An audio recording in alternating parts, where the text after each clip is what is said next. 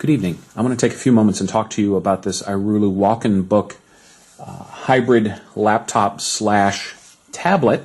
This is a pretty nice system. I have wanted to play with one of these for a long time, so now I finally have my chance. One, I've wanted to play with a really nice Windows tablet that's full-sized, but I also wanted to play with one of these that has a detachable keyboard. And I'll get into that in a couple minutes. Now, one thing you will notice as I go through my review, I have attached a trackball. Not because the screen isn't responsive, but because I have really big hands, and it's a whole lot easier to show you what I'm talking about by using a trackball than to actually point on the screen. You can see it does respond just fine to me, but I don't want my hands to be the main thing that you see when I'm messing with this. So that's why I've attached a trackball. So it's telling me that it's complaining about my Wi-Fi right now, and that's okay, I don't care. So let's go through a little bit of the features. I'm going to talk about the OS first, and then after that, I'm going to take it apart from the keyboard, and I'm going to go over the interfaces. Obviously, you can see there's at least one USB. We're going to talk about that a little bit more here in a few minutes. So the first thing I want to do, I'm going to go in here, now up here then, and we are going to open the File Explorer, and I want to bring up the specs on the machine.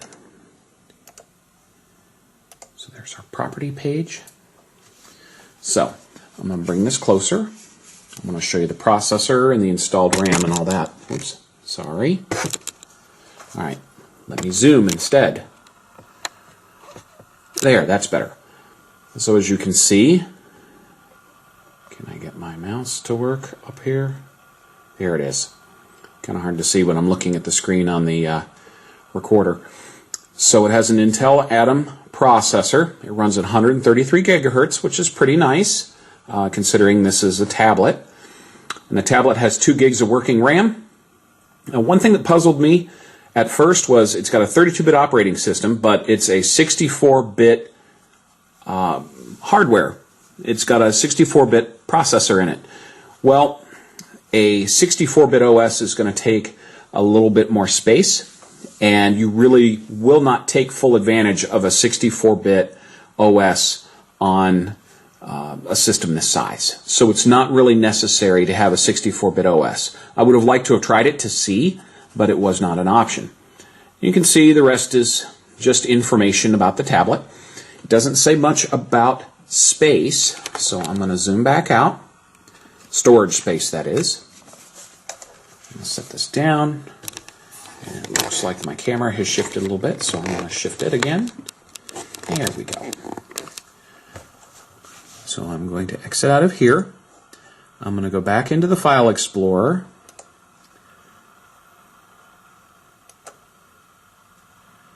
And I'm going to show you right here, it says 28 gig hard drive, which is not exactly accurate. It's actually 32. When you go by 1 byte being 1024 bits, then you get 28 gigs. If you go by 1 byte equals 1000, then you're going to come out with 32. So most people would think of this as a 32-bit or 32 gig storage unit, which is plenty for most things that you would want to do for a tablet. You can include a lot of music on there. You can do all your documents. You could even load up some graphics software if you really wanted to. This really isn't a good setup for games, although you could probably get away with playing certain games on here. I wouldn't load up Unreal Tournament or something like that, but you could probably get away with more leisure games. I am probably going to load up chess on this thing at some point. Anyway, so as you can see, it's got a few things pre-installed.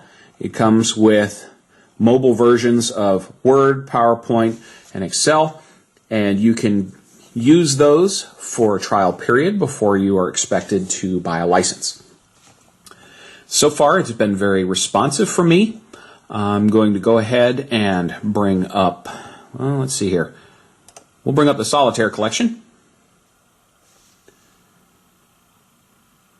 You can see it responds pretty well. With the storage being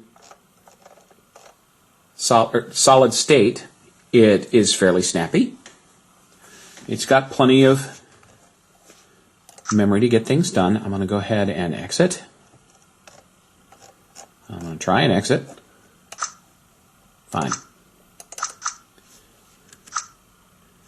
And it won't let me exit. That's okay.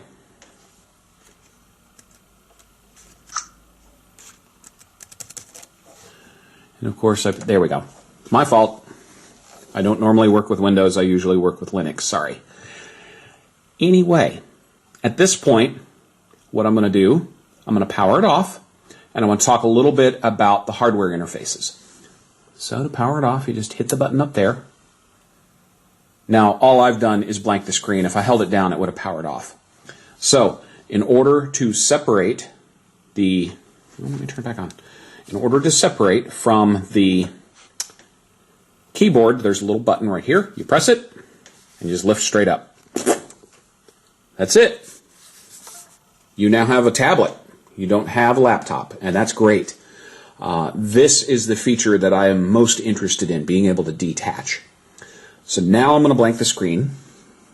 I want to talk a little bit about the hardware interfaces. So you can see here, obviously, I have a USB on the keyboard.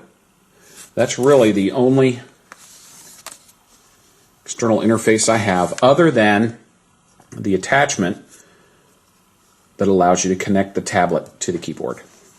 And the tabs that are here are just for support. This is where the magic occurs. So the tablet itself, you can see it's got the interface. I've just turned it back on, I can tell. So on this side, you've got a number of interfaces here. You've got a microphone, and you've got a jack for headphones. You've got a micro USB. You've got HDMI, a full-sized USB. This is actually where you plug it in for power. Then there's a power adapter in the box, of course. And this is for reset. And if you look here, it talks about storage space going in here. I've not actually pulled this out or opened it, but it can be opened. I will revisit that later. Now, this has two speakers, one on this side, one on that side. And the speakers are the one weak spot on this whole unit. The speakers are nothing special. That said, connects just fine to Bluetooth, and if you have a good Bluetooth speaker you prefer, I recommend you connect it to this. Now, that doesn't work when you're out and about. If you are wanting to use your tablet on the go, then you're probably just going to use the built-in speakers, and they're fine for that. But if you are using this as your primary system, you're going to be disappointed. So on the top, you've got power on and off and volume controls. You've got a front-facing camera there, what some people call the selfie camera, and you've got the rear-facing there. And you can see they have information about the tablet on the back. Overall, this has been a very nice unit. It's been very responsive for me. It seems to work very well. I haven't had any real problems with it. I've been wanting one of these for a while, and I think the pricing is very nice. You can get a Microsoft Surface, or you can go get an Asus or even an HP, and you'll spend several $100s. This is more of a budget line, yet it still is of good quality. This is an entry-level Windows tablet. Make no mistake about that. But it's a very good entry-level Windows tablet, and I'm happy to recommend it on that basis.